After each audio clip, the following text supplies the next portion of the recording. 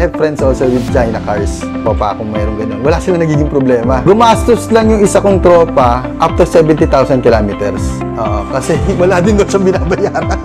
Sabi ko, totoo pala? Sabi ko gano'n. With regards to technology versus the price, 500,000 plus ang difference yun dalawa. Para ma-achieve nila yung same convenience na binibigay ng Cherry. Very much different from my other previous cars, no? Comfortability, nilatag na sa'yo lahat ng pangangailangan mo sa harap eh. Actually, kung matagal ka ng driver, mangangapa ka. 1 day, 2 days, nangangapa ako. Para kung baguhan, parang gano'n. After sale, so basically, sa ngayon, wala pa naman, no? Si Ramshell, yung aking agent, okay siya eh. Kahit nga minsan 9 o'clock nag-reply siya. Nagugulat din ako nag-reply siya eh. The attitude of the sales agent. Ibig sabihin, nakabenta na siya eh. Pero still, isang text ko lang sa kanya, nagte-text siya. Even na may question ako sometimes sa electronic, mabilis siya mag-reply.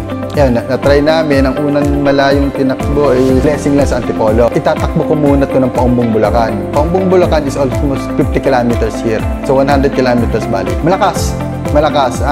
Tinatry ko din yung sports. Malalaman mo yung difference eh. From eco to sport, nalalaman mo yung hatak. Okay siya. Minsan nga, okay na sa sobrang off safety na.